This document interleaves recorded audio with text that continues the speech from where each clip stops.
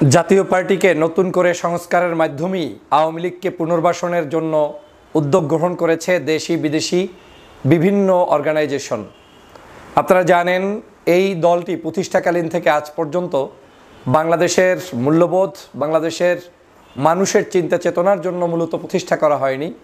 তাদেরকে প্রতিষ্ঠিত করা হয়েছিল একটি ভিনদেশি তাবেদার রাষ্ট্রের তাবেদারি করার জন্য এবং সেই রাষ্ট্রের মদতপুষ্ট সংগঠন বাংলাদেশের পতিত স্বৈরাচার শেখ হাসিনার সেই আওয়ামী লীগকে পুনর্বাসন করার জন্য। জাতীয় পার্টি তার প্রতিষ্ঠা লগ্ন থেকে আজ পর্যন্ত বাংলাদেশের ভিন্ন কোনো দলের সাথে তারা সম্পর্ক করে আন্দোলন সংগ্রাম কিংবা রাজনীতির মাঠে বেড়ে ওঠেনি একমাত্র আওয়ামী লীগ ছাড়া। তাদের সুদিন গিয়েছে আওয়ামী লীগের সাথে, তারা বিরোধী দল থেকেছে আওয়ামী লীগের সাথে, তারা সরকারি দলে থেকেছে আওয়ামী লীগের সাথে, যাই থেকেছে সব কিছু আওয়ামী লীগের সাথে। এবং তারা যতগুলো জোট করেছে সব জোটগুলো শুরু থেকে আজ পর্যন্ত সব কিছু করেছে আওয়ামী লীগের সাথে। আপনারা জানেন সাম্প্রতিক সময়ে জাতীয় পার্টির আবার নতুন করে দু চারটি গ্রুপ বের হয়েছে। এক গ্রুপ বলছে যে আমাদেরকে বহিষ্কার করা হয়েছে, এটা জাতীয় পার্টির অধিকার নেই। আপনারা তাদের চেহারা ছুরাত দেখলেই মনে করবেন বাপরে বাপ, এত বড় ভুল জাতীয় পার্টি করলো, এই লোকগুলোকে বহিষ্কার করলো। কিন্তু একটাবারও তাদের চেহারার দিকে তাকিয়ে দেখবেন না সেই লোকগুলো আসলে আপনার বন্ধু কিনা। এই যে লোকগুলো এখন সংবাদ সম্মেলন করে বহিষ্কারের কথা তুলছে, এরাও একটা প্ল্যানের অংশ হিসাবে এই কথাগুলো বলে জাতীয় পার্টিতে অন্য আরেকটি গ্রুপ দিয়ে এই মুহূর্তে পারপাস সাফ করানোর জন্য চেষ্টা করছে। না হয় আপনি তো বুঝবেন না যে আসলে এরা দুইজন যে মানে পরিকল্পনার অংশ হিসেবে করছে, এটা যাতে আপনাকে বুঝতে না পারেন সে কারণেই তারা একজন আর একজনের দোষারোপ করছে। যেমন গতকালকে সংবাদ সম্মেলন করেছে একটি গ্রুপ, তারা বলেছেন যে জাতীয় পার্টির জিএম কাদের সাহেব এরশাদের ভাই ছাড়া আর কিছুই নয়, এবং এই বক্তব্য দিয়ে তারা প্রমাণ করতে চাচ্ছেন যে তাদেরকে বহিষ্কার করে এই পার্টিটি ভুল করেছে। কিন্তু আপনারা কি বলতে পারবেন যে তারা এই যে আন্দোলন করছে, বহিষ্কারের পরে সংবাদ সম্মেলন করছে, এগুলো যে একটি দেশের শিখানো নাটক এবং একটি দেশ তাদেরকে বলে দিয়েছে যে এইটা এখন রোল প্লে করতে হবে, করার পরে তোমরা আবার সংবাদ সম্মেলন করে জাতির কাছে বলতে হবে, বললে ওই যেটা তোমরা মানে প্রতিষ্ঠিত করার উদ্দেশ্য রয়েছে সেটা জনগণ তখন বিশ্বাস করবে। যেমন কি করেছে দেখেন, গত দুদিন আগে আপনারা জানেন জাতীয় পার্টির মহাসচিবের পরিবর্তন হয়েছে। শামীম হায়দার পাটোয়ারি সাহেবকে মহাসচিব করা হয়েছে হঠাৎ করে মহাসচিব শামীম হায়দার পাটোয়ারিকে কেন করতে গেল আজকের এই জিএম কাদের সাহেব? আপনাদের মাথায় কি একটু ধরে না? জিএম কাদের সাহেব তাকে কেন এই হঠাৎ করে বানাতে গেল? নাম্বার ওয়ান, জাতীয় পার্টিকে একটু নতুন করে সংস্কার দেখাতে চায়, জাতির কাছে বুঝাতে চায় যে জাতীয় পার্টি এখন নতুন উদ্যমে কাজ করবে। কিন্তু এই যে জিএম কাদের বলেন, শামীম হায়দার পাটোয়ারি বলেন, যারা বহিষ্কৃত হয়েছে এই নেতাকর্মী বলেন, এর একজনও তো গত 15-16 বছরে মুখ খুলে একটা শব্দ উচ্চারণ করে ফ্যাসিবাদের বিরুদ্ধে কোনো বক্তব্য দেয়নি। বরং আওয়ামী লীগের পাচেটে তাদের মধ্যে অনেকেই এমপি ছিলেন, মন্ত্রী ছিলেন, না হয় আওয়ামী লীগের দোসর ছিলেন, এর বাহিরে আর কিছুই নয়। তাহলে আপনি এখন হঠাৎ করে এই জাতীয় পার্টির দুই গ্রুপই সংবাদ সম্মেলন করার দুঃসাহস থেকে পায়? কারণ এটাই হচ্ছে তাদেরকে আওয়ামী লীগ পুনর্বাসনের নতুন কৌশলের অংশ। শুধু জামাটা একটু পরিবর্তন করে দিয়ে তাদেরকে এখন রাস্তায় নামিয়ে দেওয়া হচ্ছে। এক গ্রুপ পক্ষে বলবে, এক গ্রুপ বিপক্ষে বলবে, কিন্তু দুই গ্রুপই মাঠে থাকবে। দুই গ্রুপের কাছেই টিভি চ্যানেলগুলো যাবে, দুই গ্রুপের কাছেই পত্রপত্রিকাগুলো যাবে, নিউজ করবে। এভাবে করেই স্লো মোশনে তারা রাজনীতির অঙ্গনে প্রবেশ করবে। এবং যেহেতু তাদের ব্যাপারে কোনো নিষেধাজ্ঞা নাই, নির্বাচনে অংশগ্রহণের কোনো মানে তাদের প্রতি কোনো নিষেধ করা হয়নি, এখন পর্যন্ত তাদের উপরে বড় ধরনের কোনো মানে জেল জুলুম হয়নি, তো স্বাভাবিকভাবে তারা আগামী নির্বাচনে অংশগ্রহণ করার একটি পায়তারা করছে। এবং তারা কি করছে জানেন? তারা এই অংশগ্রহণ করে বাংলাদেশের মূলত যারা এই 24-এর অভ্যুত্থানে আন্দোলনে অংশ নিয়ে জাতির বীর শ্রেষ্ঠ সন্তান হিসেবে রূপান্তরিত হয়েছে, তাদেরকে মাইনাস করার একটি ষড়যন্ত্র চলছে। তাহলে তাদেরকে কারা?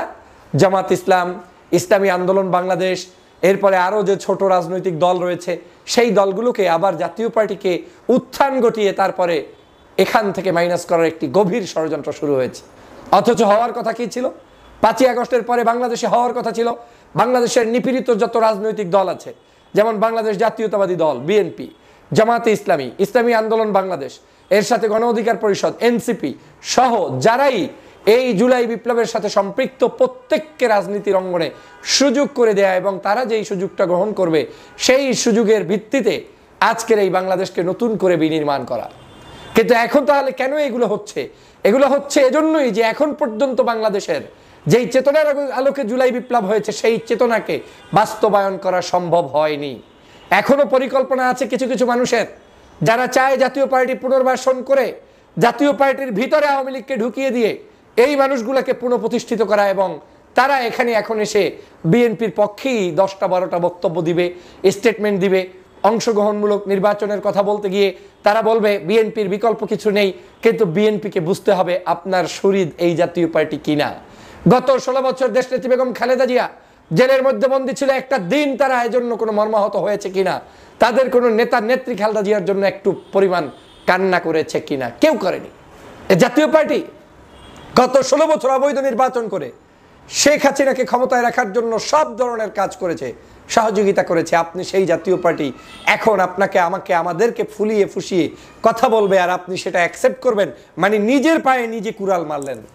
ওরা জানে যে ওরা কালকেই ক্ষমতায় আসতে পারবে না, সে কারণে আপনাকে খুঁটি হিসাবে ব্যবহার করবে।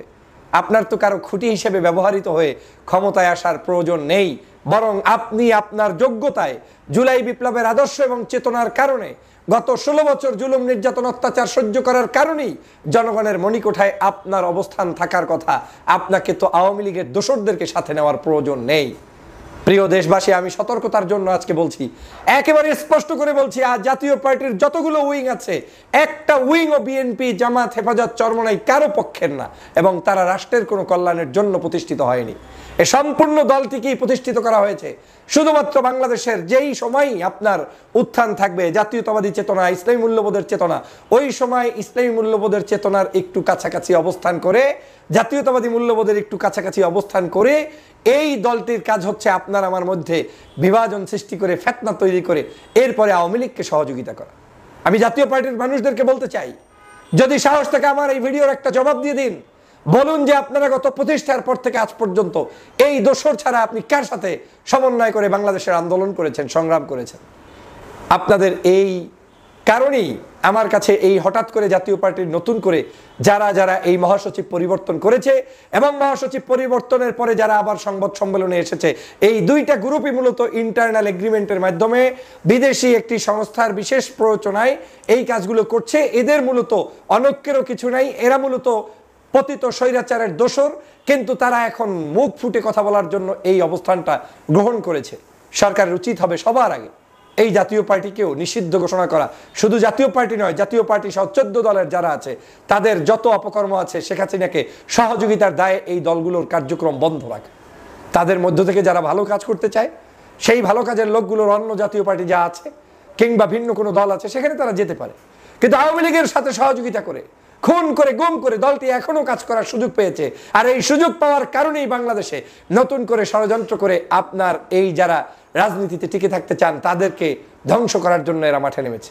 আমার বক্তব্য স্পষ্ট, বাংলাদেশে রাষ্ট্র ক্ষমতায় গেলে বিএনপি যাক কিংবা জামাত যাক আমার আপত্তি নেই, অথবা জামাত যাক বিএনপি যাক আপত্তি নেই, কিন্তু এদেরকেই সরকারি দলে বিরোধী দলে থাকতে হবে। এর বাহিরে আপনি যখনই চিন্তা করতে যাবেন দেশটা তখনই দোসরদের হাতে চলে যাবে।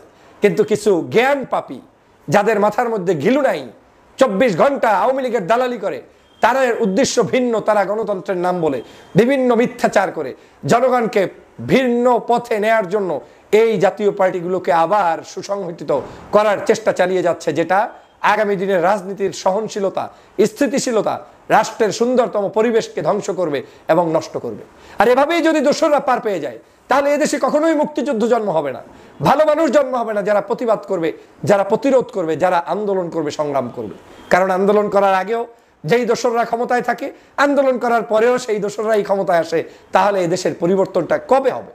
অতএব প্রিয় যোদ্ধা ভাইয়েরা, আমার এই বক্তব্যের স্পষ্ট মেসেজ হচ্ছে, জাতীয় পার্টিকে দিয়ে নতুন করে একটি ষড়যন্ত্রের বাঁধ ভাঙছে, নতুন করে একটি ষড়যন্ত্রের সূচনা শুরু করেছে আওয়ামী লীগ, এবং সেই সূচনায় সরকার যে কোনো মূল্যেই হোক তাদের অগোচরেই এই কার্যক্রম হচ্ছে, এটা সরকারকে এখনই নজরে আনা উচিত এবং তাদের সকল কার্যক্রম নিষিদ্ধ ঘোষণা করে আওয়ামী দালালদের সাথেই তাদের বিচার কার্যক্রম করা উচিত।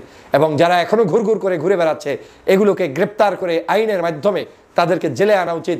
এবং যেই মানুষগুলো 24-এর নির্বাচনে পর্যন্ত এগ্রিমেন্ট করে মুসলেকা দিয়ে তারপরে আওয়ামী লীগের সাথে নির্বাচন করেছে, এদের কোনোদিনই বাংলাদেশে এখন থাকার সুযোগ নেই। আপনারা যদি সিএসসিকে গ্রেপ্তার করতে পারেন, আপনারা যদি নির্বাচন কমিশনকে বিচারের আওতায় আনতে পারেন, তাহলে ওই সময়ের কালের পতিত নির্বাচনে যারা যারা সহযোগিতা করেছে তাদের প্রত্যেককে আপনার বিচারের আওতায় আনতে হবে। অতএব জাতীয় পার্টিকেও বিচারের আওতায় এখনই এই মুহূর্তে আনতে হবে। চরমনাইর পীর ও ইসলামী আন্দোলন বাংলাদেশকে হঠাৎ করে বিতর্কিত করার জন্য একটি গোষ্ঠী মাঠে নেমেছে। মূলত তাদের উদ্দেশ্য হচ্ছে যে কোনো মূল্যে ইসলামী আন্দোলন বাংলাদেশের অগ্রযাত্রাকে বন্ধ করে দেয়া, স্তব্ধ করে দেয়া। সহজ এই কাজটি করার জন্য তারা যে হাতিয়ার হিসেবে ব্যবহার করছেন সেটা হচ্ছে এই দলটি আওয়ামী লীগের দালাল, শেখ হাসিনার দালাল, এবং এই দলটি আওয়ামী লীগের অধীনে নির্বাচনে অংশগ্রহণ করেছে। তাহলে আমাদের জেনে নেওয়া দরকার যে আসলে ইসলামী আন্দোলন বাংলাদেশ আওয়ামী লীগের অধীনে কোন কোন নির্বাচনে অংশগ্রহণ করেছে এবং করেননি, কেন তারা হঠাৎ করে এই বিতর্ক সৃষ্টি করে সহজ সস্তা জনপ্রিয়তার জন্য মাঠে নেমেছেন, সে বিষয়ে আমাদের একটু হলেও জানা দরকার। আমি শুরুতে সারসংক্ষেপে একটা কথা বলি।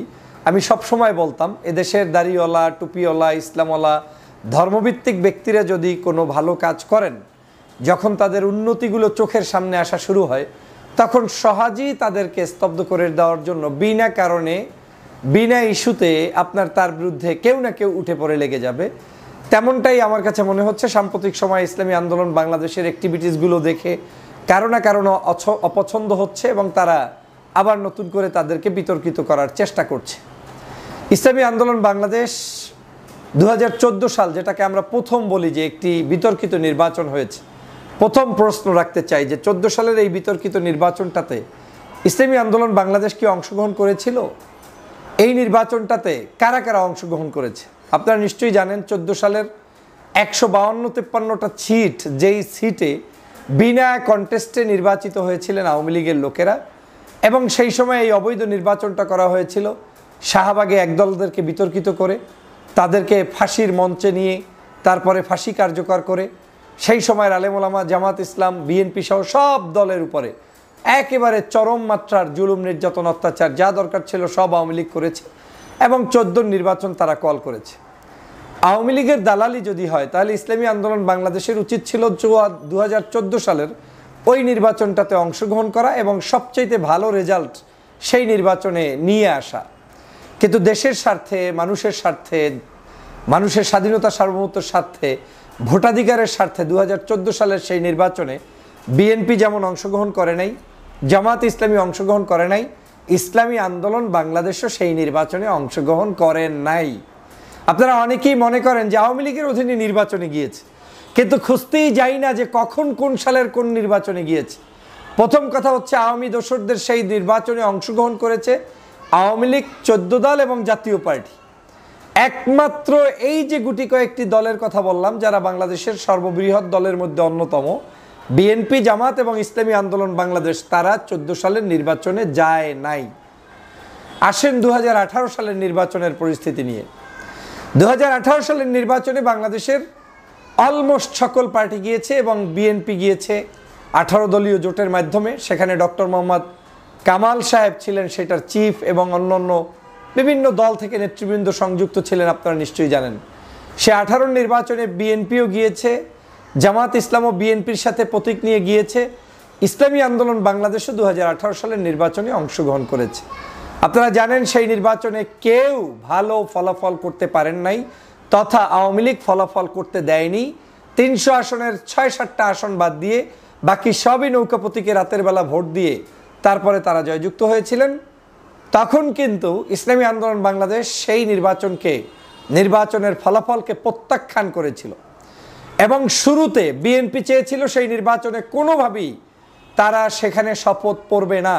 অনেক দিন অপেক্ষা করার পরেও কিছু লোভী মানুষ যারা সেই বিএনপির কেন্দ্রীয় নির্দেশনা অমান্য করে শপথ নিতে চেয়েছেন বিধায় বাধ্য হয়ে বিএনপির পক্ষ থেকে কিছু মানুষকে শপথ পড়ানোর জন্য পাঠানো হয়েছিল তাদের দলীয় শৃঙ্খলা রক্ষার স্বার্থে। পাশাপাশি একজন ব্যক্তি মির্জা ফখরুল ইসলাম আলমগীর সাহেবকে সেখান থেকে বিরত রাখা হয়েছিল এবং তিনি শপথ নেননি। না নেওয়ার কারণে সেই জায়গাটিতে পরবর্তীতে উপনির্বাচন হয় এবং সেখানে অন্য আরেকজন নির্বাচিত হন। তাহলে কি দেখা গেল যে ইসলামী আন্দোলন বাংলাদেশ 2018 সালের নির্বাচনেও জয়যুক্ত হতে পারেননি, তারপরেও তারা সেটাকে প্রত্যাখ্যান করেছে। কিন্তু অ্যাট দ্য সেম টাইম বিএনপির কিছু লোক সেখানে শপথ নিয়েছে একজন লোক শপথ নেয়নি, এবং সেটা বিএনপির দোষ নয়। কিছু লোভী নেতা যারা চেয়েছেন সেই সময় শপথ নেওয়ার জন্য, তারা কিন্তু তখন শপথ নিয়ে গিয়েছেন। তার মধ্যে একজন আপনারা জানেন যে ইতিমধ্যেই বিতর্কিত হয়ে মৃত্যুবরণ করেছেন, তিনি এখন দুনিয়ায় নেই, আল্লাহ তাকে জান্নাত ফেরদৌস নসিব করুক। সেই অ্যাডভোকেট সত্তার সাহেব, উকিল আব্দুল সত্তার, তিনি শেষ বয়সে এসে বিএনপি থেকে যখন নেতারা আপনার কি বলে এই সরকার পতন হওয়ার মানে 24-এর নির্বাচনের 1 বছর আগে 10ই ডিসেম্বরকে কেন্দ্র করে যখন তারা সংসদ থেকে পদত্যাগ করলেন, তখন ওই উকিল আব্দুল সত্তার সাহেব পদত্যাগ করেছিলেন বিএনপির হিসাবে, কিন্তু পরে আবার তিনি স্বতন্ত্র হিসাবে নির্বাচন করেছিলেন। তাহলে সেখানেও ইসলামী আন্দোলন বাংলাদেশের কোনো ধরনের কারো প্রতি আপোষকামিতা ছিল না। 2024 সালের নির্বাচন হয়েছে। 2024-এর জাতীয় সংসদ নির্বাচনে বাংলাদেশের কোনো রাজনৈতিক দেশপ্রেমিক রাজনৈতিক দল যায়নি। গিয়েছে কারা? সেই আগের মতো আওয়ামী লীগ 14 দল এবং সেই শেখ হাসিনার পাল্লক জাতীয় পার্টির এই সদস্যরা, এবং তারা দেশে বিদেশে বিভিন্ন জায়গা থেকে এসে বাংলাদেশে নির্বাচনের প্রাক্কালে বলেছিলেন যে ভারত থেকে আমি ঘুরে এসেছি, আমরা বলতে চাই না কি আলোচনা হয়েছে। তাহলে সেখান থেকেই বোঝা যায় যে আওয়ামী লীগ, জাতীয় পার্টি এবং আরও কিছু রাজনৈতিক দল, সেই 14 দল যারা ছিলেন শেখ হাসিনার সহযাত্রী, তারাই কিন্তু 2024-এর নির্বাচনে অংশগ্রহণ করেছেন। করেন নাই কে? করেন নাই ইসলামী আন্দোলন বাংলাদেশ, বিএনপি, জামাতে ইসলামী সহ দেশপ্রেমিক অনেক রাজনৈতিক দল, তারা কিন্তু সেখানে অংশগ্রহণ করেননি। তাহলে তাকে কেন আওয়ামী লীগের দোসর বানানোর জন্য চক্রান্ত হচ্ছে? বলা হচ্ছে তিনি নির্বাচনে অংশগ্রহণ করেছেন। তাহলে আমি আপনাদের কাছে জানতে চাই, নির্বাচনে অংশগ্রহণ যদি ইসলামী আন্দোলন করেই থাকে, তাহলে আমরা যাদের জন্য মেয়রের জন্য আন্দোলন করছি এখন, ফর এক্সাম্পল চট্টগ্রামের ডাক্তার শাহাদাত সাহেবের মেয়রের জন্য আন্দোলন, ঢাকা সিটি কর্পোরেশনে আমাদের প্রিয় ভাই এরশাদ ভাইয়ের জন্য আন্দোলন, এরকম করে বিভিন্ন সিটি কর্পোরেশন নির্বাচনগুলোতে তাদের সেই সকল ব্যক্তিদের মেয়র হওয়ার জন্য আমরা আন্দোলন করছি, সংগ্রাম করছি। তাহলে তারা মেয়র কি 2014 সালের নির্বাচনের আগে নির্বাচিত হয়েছিলেন, নাকি তারা 2018, 14 এবং এই 24-এর আগের যে কোনো মেয়র ইলেকশনে তারা নির্বাচনে অংশগ্রহণ করেছিলেন? যদি তাই হয়, তাহলে বাংলাদেশের সকল রাজনৈতিক দল থেকেই কখনো কারো দলীয় সিদ্ধান্তের আলোকে 2-1টি নির্বাচনে তারা যায়নি, আবার কখনো তারা দলীয় সিদ্ধান্ত শিথিল রেখেছে, কেউ নির্বাচনে গিয়েছে, আবার কখনো কখনো দলের নাম নিয়ে সরাসরি অংশগ্রহণের সুযোগ ছিল, সেখানে তারা অংশগ্রহণ করেছে। যেমন বিএনপিরই নারায়ণগঞ্জ সিটি কর্পোরেশন নির্বাচনের ক্ষেত্রে নির্বাচন থেকে ফেরত আসার কথা ছিল, কিন্তু সেখানে তৈমুর আলম খন্দকার সাহেব নির্বাচনে অংশগ্রহণ করেছিলেন, তখন কিন্তু তাকে বহিষ্কারও করা হয়েছে। একই জায়গায় অন্য আরেক সিটি কর্পোরেশনে কোনো একটি সময়ে দেখা গিয়েছে যে না, ওই স্থানীয় নির্বাচনের প্রেক্ষাপট বিবেচনায় Dhaka city corporation, Chattogram city কর্পোরেশনে বিএনপির নেতৃবৃন্দ অংশগ্রহণ করবেন, এটা দল মত নির্বিশেষে বিভিন্ন মানুষরা চেয়েছেন, তারা কিন্তু অংশগ্রহণ করেছেন। তাহলে যদি তারা সেই অংশগ্রহণটা করতে পারে, ইসলামী আন্দোলন বাংলাদেশের নেতাকর্মী সেখানে অংশগ্রহণ করতে পারবে না, এই যৌক্তিকতাকে আমি মেনে নেই না। তবে ইসলামী আন্দোলন বাংলাদেশ সর্বশেষ যে বরিশাল সিটি কর্পোরেশন নির্বাচন সহ বিভিন্ন জায়গায় নির্বাচন হয়েছিল, সে কারণে কিন্তু তখন তারা আলোচিত হয়েছিল, সমালোচিত হয়েছিল। তখনকার সময় অনেক মানুষ এটাকে পক্ষে বিপক্ষে মতামত দিয়েছিলেন। এজন্য 24-এর নির্বাচনের ঠিক আগ মুহূর্তে এই নির্বাচনটাকে কোনোভাবে অনেকেই মেনে নিতে পারেনি। কিন্তু সেই নির্বাচনে আওয়ামী লীগ এই দলটির উপরে কি নির্যাতন করেছে, নিপীড়ন করেছে আপনারা দেখেছেন। বরিশালের শায়েখে চরমনাই আপনার নায়েবে আমির মুফতি ফয়জুল করিম সাহেবের মুখের উপরে, দাঁতের উপরে আঘাত করে প্রমাণ করে দিয়েছিলেন যে এই নির্বাচন পদ্ধতির ব্যবস্থাটা বাংলাদেশে কিভাবে চলেছে। এবং তখন শায়েখে চরমনাই একটি ইন্টারভিউ দিয়ে বলেছিলেন যে আমি যদি বেঁচে থাকি তাহলে এই আওয়ামী লীগের পতন নিশ্চিত করে ছাড়বো ইনশাআল্লাহ।